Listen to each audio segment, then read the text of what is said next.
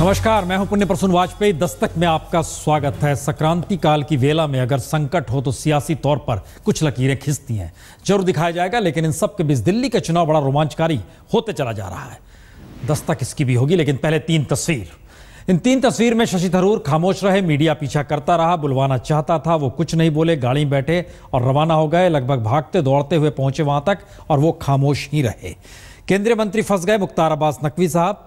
आचार संहिता का मसला था, उल्लंघन किया गया था, 1 साल की सजा, 4000 जुर्माना, लेकिन पट जमानत भी मिल गई। और तीसरी तरफ जनता परिवार आज संक्रांति में जुटा, दही चूड़ा तिलकुट खाया गया, लेकिन नीतीश नहीं पहुंचे तो कहा गया तबीयत बिगड़ी है, और देर शाम होते होते लालू उनके घर पे पहुंच गए। लेकिन सुबह तो कम से कम नहीं स्थिति अनुकूल थी। और इन सब के बीच केजरीवाल के खिलाफ दिल्ली में कौन होगा, इसको लेकर कयास अलग अलग तरीके से लग रहे हैं। किरण वालिया का नाम ऐलान नहीं हुआ है, लेकिन वो नई दिल्ली से लड़ सकती हैं। और दूसरे शाजिया इल्मी कह रहे हम नहीं लड़ेंगे, लेकिन ये नाम उछला क्यों, कैसे, दस्तक में इसकी बात भी होगी।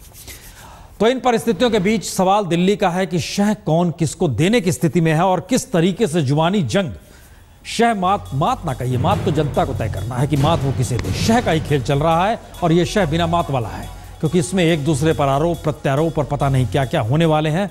बिसात कैसे बिछ रही है, वानगी आपके सामने है। Majority share holder Satish Upadhyay ji हैं। निश्चित रूप से केजरीवाल एंड कंपनी की जो झूठ फैक्ट्री है, New Delhi communication network limited, NCNL infrastructure private limited, फेब्रिलॉन twills India private limited, NCNL ट्रांसो media private limited, NCNL power private limited. इन बाकी कंपनियों के भी बिजली कंपनियों के साथ क्या संबंध हैं, वो सतीश उपाध्याय जी क्लियर करें। NCNL power private limited, NCNL Transco media private limited नाम की कोई कंपनी हमने ना तो कभी बनाई, उसमें ट्रांजैक्शन तो दूर, हमें तो पता नहीं वो कंपनी क्या है और किस तरह की, और ना कंपनी वो खुली। जितनी भी कंपनियों से सतीश उपाध्याय जी की रिलेशनशिप है, इन सभी कंपनियों ने मिलकर कितने मीटर बिजली कंपनियों को सप्लाई किए, कहां से खरीदे, कितने में खरीदे, और BSCS को उन्होंने कितने में ये मीटर सप्लाई किए, ये वो बताएं। हमने कोई एक भी मीटर, जो आशीष ने कहा मैं उसी बात को कह रहा हूं, एक भी मीटर हमने कोई ना सेल परचेज किया, ना हमने किसी को सेल ऑफ किया। केवल गरीब लोगों को जो मीटर इंस्टॉलेशन, केबल लेइंग के काम जो है वो निश्चित रूप से करते हैं, इतना है। 2012 अप्रैल के बाद से BSCS के साथ हमारा कोई व्यवसाय नहीं है। हमारा क्लाइंट टोरेंट पावर भी है, हमारा क्लाइंट फेडरल लॉयड्स भी है, हमने टीकमगढ़ में भी व्यवसाय किया, हमने आगरा में भी व्यवसाय किया, हम व्यवसायी हैं। बिजली कंपनियों को सर्विसेज प्रोवाइड करने वाले लोगों को भारतीय जनता पार्टी ने अपनी पार्टी का, दिल्ली की पार्टी का अध्यक्ष और उपाध्यक्ष क्यों बनाया? क्या यह सीधे कॉन्फ्लिक्ट ऑफ इंटरेस्ट नहीं है?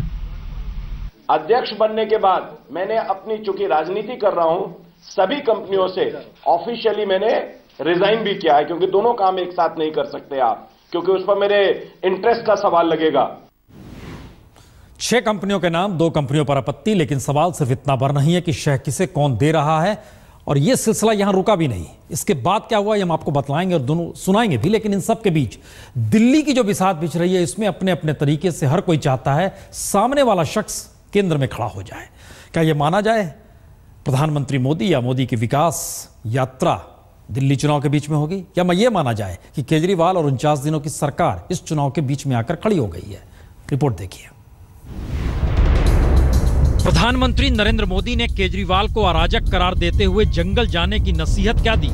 दिल्ली की समूची राजनीति के बीच में केजरीवाल आ खड़े हुए। चाहे बीजेपी के दिल्ली अध्यक्ष सतीश उपाध्याय हों, या फिर केजरीवाल का साथ छोड़ केजरीवाल के खिलाफ ही उतरने के लिए तैयार होती शाजिया इल्मी, या फिर कांग्रेस की दिल्ली में कमान संभालते ही केजरीवाल पर ही तंज कसने वाले अजय माकन, या फिर इन सब के बीच पहली बार मुस्लिम संगठनों की 4 दिन बाद रविवार को दिल्ली चुनाव पर फैसला लेने के लिए बैठक का ऐलान। तो क्या पहली बार दिल्ली के चुनाव के केंद्र में केजरीवाल आ खड़े हुए हैं? और बीजेपी जिस दिल्ली चुनाव को प्रधानमंत्री मोदी के विकास के नारे तले इस दौर में लाना चाहती थी, वह क्या केजरीवाल की पटरी पर चल पड़ा है? या फिर प्रधानमंत्री मोदी ने रणनीति के तहत दिल्ली चुनाव के घेरे में केजरीवाल को ला खड़ा किया, जिससे दिल्ली चुनाव खुद ब खुद इससे पहले के चुनाव से अलग दिखाई देने लगे? ध्यान दें तो केंद्र में कांग्रेस सरकार को हराने के बाद प्रधानमंत्री मोदी महाराष्ट्र, हरियाणा, झारखंड या कश्मीर के चुनाव में किसी को निशाने पर ले रहे थे तो वो कांग्रेस ही थी, गांधी परिवार ही था। और केंद्र के चुनाव से पहले 2013 में जब दिल्ली के चुनाव हुए थे, उस वक्त भी बीजेपी के निशाने पर कांग्रेस ही थी। दिल्ली की शीला दीक्षित सरकार ही थी, केंद्र की मनमोहन सरकार ही निशाने पर थी और भ्रष्टाचार और महंगाई का मुद्दा उस वक्त उठा था। लेकिन अब दिल्ली में कांग्रेस कोई मुद्दा है नहीं और 2015 के चुनाव में बीजेपी सत्ता में है। तो ऐसे में अगर मोदी सरकार दिल्ली चुनाव के केंद्र में रहती है तो हर किसी के निशाने पर प्रधानमंत्री मोदी ही सीधे रहेंगे। लेकिन केजरीवाल अगर दिल्ली चुनाव के केंद्र में आ जाते हैं तो जिक्र 49 दिनों की केजरीवाल का सरकार का होगा ही, जो हो भी रहा है। इसीलिए प्रधानमंत्री रामलीला मैदान पर निशाने में कांग्रेस को नहीं, केजरीवाल को ये लेकर कहते हैं कि जिनका जो काम है उन्हें वो करने दें। वहीं माकन प्रचार की कमान संभालते ही सबसे पहले कहते हैं कि वो 49 दिनों की सरकार दिल्ली बेहाल और यूटर्न केजरीवाल की बुकलेट निकालेंगे। इसीलिए केजरीवाल के खिलाफ बीजेपी के उम्मीदवार के तौर पर शाजिया इल्मी का नाम उड़ता है, जिससे उम्मीदवार चाहे शाजिया इल्मी हो लेकिन चर्चा केजरीवाल की ही हो। तो क्या केजरीवाल के दिल्ली चुनाव के केंद्र में रहने से नया सवाल मुस्लिम मतदाताओं का भी उठने लगा है? बिल्कुल, क्योंकि हाशिए पर जा चुके कांग्रेस और प्रधानमंत्री मोदी के केजरीवाल पर निशाना साधने पर मुस्लिम वोटर करे क्या? या फिर जमायत उलेमा हिंद सरीके संगठनों की दिशा चुनाव में किस तरफ होनी चाहिए, इस पर मंथन अगर हो रहा है या मंथन करने का फैसला लिया गया है तो सवाल यह भी है, अगर केंद्र में केजरीवाल हैं तो चर्चा केजरीवाल को लेकर ही होगी। तो दिल्ली के चुनाव में केंद्र में मोदी रहे या केजरीवाल, दोनों को इससे नुकसान भी है और मुनाफा भी। सवाल सिर्फ इतना है, केजरीवाल नुकसान को फायदे में बदलेंगे या फिर मोदी इससे पहले जो मुनाफा उनके साथ सटा रहा उसे दिल्ली चुनाव में बरकरार रख पाएंगे। तो कल इंतजार किया जाए, एक केस दायर होगा, फिर जवाब दिया जाएगा। ये शह का खेल है, मात जनता को देना है जिसमें चुनाव होने वाले हैं दिल्ली को लेकर। लेकिन इन सब के बीच ऐसा नहीं है कांग्रेस खामोश है। कांग्रेस केंद्र के मुद्दों को उठा रही है और मोदी सरकार को घेरना चाह रही है, और उसमें एक मुद्दा भूमि अधिग्रहण का है। आज किसान पहुंच गए दिल्ली की सीमा पर।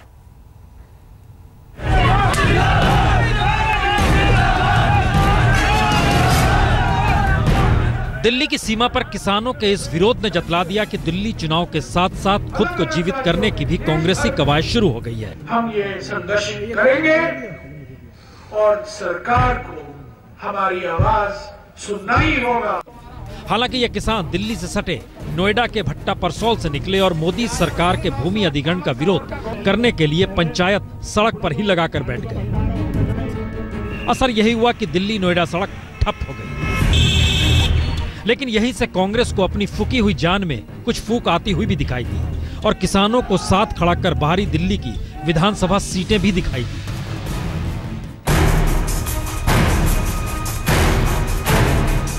तो क्या राहुल गांधी या कहें कांग्रेस को मुद्दा मिल गया जिसके आसरे वो पार्टी में जान फूकना चाहती है?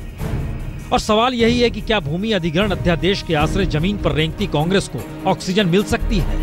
यह सवाल इसलिए बड़ा है क्योंकि दिल्ली की 12 सीटें ऐसी हैं जो भूमि अधिग्रहण के दायरे में सबसे ज्यादा वोटरों को प्रभावित करेंगी। इनमें अधिकतर सीट बाहरी दिल्ली की है। लेकिन यह ऐसा सवाल है जिसके आसरे दिल्ली में कांग्रेस और आम आदमी पार्टी दोनों अपनी राजनीति चमकाना जरूर चाहेंगे। आम आदमी पार्टी की मुश्किल यह है कि किसानों के बीच उसका संगठन नहीं, दूसरी तरफ कांग्रेस का संगठन है। इसीलिए वह इस मुद्दे को राजनीतिक तौर पर हवा दे सकती है। और ध्यान दें तो भूमि अधिग्रहण अध्यादेश में जमीन मालिकों की सहमति का प्रावधान ही इस दौर में खत्म किया गया है। याद कीजिए तो पहले सरकारी प्रोजेक्ट में 70% की सहमति जरूरी थी और सरकारी और निजी प्रोजेक्ट मिलकर काम करें तो 80% की सहमति होनी चाहिए थी। लेकिन अब जो प्रावधान किया गया है उसमें रक्षा, ग्रामीण बिजली, गरीबों के लिए घर और औद्योगिक कॉरिडोर से लेकर इंफ्रास्ट्रक्चर के नाम पर 5 सितारा होटल तक के लिए जमीन मालिकों की सहमति की जरूरत नहीं होगी। तो क्या मोदी सरकार की मुश्किल यह भी है कि संघ परिवार का स्वदेशी जागरण मंच भी भूमि अधिग्रहण का विरोध कर रहा है? और इन सब परिस्थितियों में अगर देश के मानचित्र पर विकास के नाम पर खेती की जमीन को हड़पने के सिलसिले को देखें तो सिर्फ मनमोहन सिंह के दौर में ही यूपी, बिहार, झारखंड, छत्तीसगढ़, बंगाल, मध्य प्रदेश, उड़ीसा और कर्नाटक में 6 से 6.5 करोड़ लोग विस्थापित हो गए। और इन विस्थापितों की हालत क्या है इसे भट्टा परसौल से आए ये किसान जरूर समझते होंगे। वजह भी यही है कि आज जो वो प्रदर्शन करने जमा हुए तो शायद कांग्रेस की रगों में दोबारा से ऑक्सीजन दौड़ने लगा। आपको इस नए कानून लाना ही होगा। लेकिन ये जाएगा कहां तक और थमेगा कैसे, इसका भी इंतजार करना है।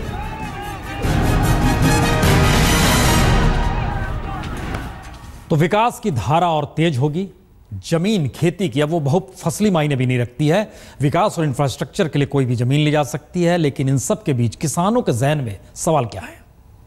यहाँ का जो किसान है वो मालिक था यहाँ का, और अब उसको नौकर बना दिया। जमीन इन्होंने मर्जी से अधिग्रहण कर ली, उसको जमीन से बेदखल करके उसका घर भी अपने अंडर ले लिया। अब ये बताइए कि लोग बोलते हैं कि लोकतंत्र है, लोकतंत्र है। जब हमें अपने देश में अपनी जमीन पर रहने का अधिकार नहीं है तो कहाँ का लोकतंत्र है? इन्होंने तो घोषणा की थी कि हम फ्री होल्ड करेंगे। फ्री होल्ड तो दूर की बात है। इन्होंने जो हमारे 10% के आदेश हुए थे, लिखित में समझौता हुआ है, चेयरमैन ने लिखित में समझौता किया है, डीएम ने लिखित में समझौता किया है। उस जमीन को भी इन्होंने बिल्डरों को बेच दिया, सभी को। ये सीधा सीधा हम ये पूछना चाहते हैं कि आपने अब तक उस पर साइन क्यों नहीं किए, और जो हमारी जो 10% की भूमि है वो बिल्डरों को क्यों बेची? हमारी भूमि कहाँ है? फिर हमारी भूमि बताइए कहाँ है? प्रगति को बढ़ा रहे हैं उद्योगपतियों के लिए। हमारे यहाँ भी उद्योगपति 20-20 हजार रुपये जो जमीन हमारी 800 रुपये मीटर लेकर और 20 हजार रुपये गज बेच रहे हैं, तो अत्याचार के इस पे हमको तो बेघर कर दिया। हमारे बच्चे कहाँ जाएंगे, हम कहाँ जाएंगे? 1894 में जो बिल खत्म किया कांग्रेस ने, पहले लाकर जब राहुल गांधी यहाँ आए थे तो उसको जो है मोदी सरकार ने बदल दिया। उसमें किसानों को बहुत नुकसान हो रहा है। किसानों के बच्चे अगर जमीन चली जाएगी तो क्या करेंगे? या तो जो कहीं मारपीट करेंगे, बदमाशी करेंगे, या उग्रवादी बनेंगे। मुश्किल तो है, सवाल सियासत का नहीं, वाकई आने वाले वक्त के मुश्किल का ये आहट जरूर है अपने तरीके से। लेकिन विकास की धारा कहते हैं इस लिहाज से बहती है, बहुत कुछ बहा के भी ले जाती है। लेकिन इन सब के बीच तस्वीर बदल गई, किसको किसकी शय। अब आपको लिए चलते हैं पाकिस्तान और अमेरिका के बीच जो आतंकवाद को लेकर बहस चल रही थी, उसमें एक नया मोड़। ग्लोबल टेररिस्ट के तौर पर फजलुल्लाह को भी नाम आ गया है। याद कीजिए तो हाफिज सईद भी अमेरिका की नजर में ग्लोबल टेररिस्ट हो चुका है। इसके मतलब भारत क्या समझे? जिसके कहने पर पेशावर के आर्मी स्कूल को निशाने पर लिया गया, जिसके कहने पर मलाला यूसुफजई को निशाने पर लिया गया, उसे अमेरिका ने आज ग्लोबल टेररिस्ट घोषित कर दिया। अमेरिका ने बकायदा ग्लोबल टेररिस्ट के लिए बनाए गए विशेष अदालत के जरिए एग्जीक्यूटिव ऑर्डर नंबर 13224 के तहत मुल्ला फजलुल्लाह को ग्लोबल टेररिस्ट घोषित किया है। हकीमुल्लाह मसूद के मारे जाने के बाद नवंबर 2013 में तहरीक तालिबान के मुखिया के तौर पर बने मुल्ला फजलुल्लाह ने ही लड़कियों को दी जाने वाली तालीम के खिलाफ बंदूक उठाई और 200 से ज्यादा स्कूलों की इमारतों को ध्वस्त किया। नोबेल से सम्मानित मलाला यूसुफजई को भी मुल्ला फजलुल्लाह ने ही निशाने पर लिया और पाकिस्तानी सेना के मेजर सनाउल्लाह नियाजी की भी हत्या फजलुल्लाह ने ही की थी। दरअसल पाकिस्तान ने अमेरिका के इस कदम को सही तो ठहराया है, लेकिन अमेरिकी विदेश मंत्री जॉन कैरी के इस बयान पर आज भी खामोशी बरती कि हाफिज सईद खुलेआम घूम क्यों रहा है। दरअसल अमेरिकी विदेश मंत्री ने पाकिस्तान में रहते हुए पाकिस्तान को नसीहत दी कि वो लश्कर तौयबा, तालिबान और हक्कानी नेटवर्क जैसे सभी आतंकी संगठनों का खात्मा करे, क्योंकि यह उसके साथ पड़ोसी देशों के लिए भी खतरा है। हालांकि ग्लोबल टेररिस्ट घोषित होते ही फजलुल्लाह की संपत्ति जब्त होने और उससे संबंध रखने वाले अमेरिकियों का खुफिया एजेंसियों के निशाने पर आने का खेल शुरू हो चुका है। लेकिन पन्ने पलटिए तो हाफिज सईद को भी ग्लोबल टेररिस्ट अमेरिका ने घोषित किया हुआ है और वो पाकिस्तान में खुले तौर पर घूम रहा है।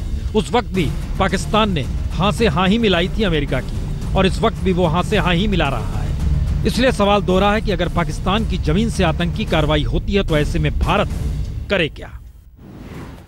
जॉर्ज वाशिंगटन यूनिवर्सिटी में आज ही आईएम मलाला जो किताब लिखी गई है उसे गर्मी की छुट्टियों के दौरान जो कोर्स वहां पर चलता है उसमें शरीक कर लिया गया है। और दूसरी खबर एक और है, शार्ली एब्दो 10 लाख कॉपियां छपी, 10 में से 7 लाख हाथों हाथ बिक गई। अब कहा जा रहा है 50 लाख कॉपियां छपेंगी। ये संकेत है आतंकवाद के खिलाफ। और आइए इन दो तस्वीरों को देख के समझिए कि पाकिस्तान के पेशावर में इमरान खान को अपने सियासी वलीमा को किस रूप में देखना पड़ा। जी, नई नई बेगम के साथ, और बेगम के साथ वो इस स्कूल में पहुंचे, आर्मी स्कूल पेशावर का। इस सूबे में तहरीक इंसाफ की ही सरकार है और खुद ये अध्यक्ष हैं। ऐसे में स्कूल पहुंचने लगे तो वहां के बच्चों के माँ बाप इमरान गोगो के नारे लगाने लगे। तो ये शायद एक सियासी वलीमा था जो उल्टे पड़ गया। और इन सब के बीच लगातार ठंड बढ़ रही है, देखिए भी और सुनिए भी।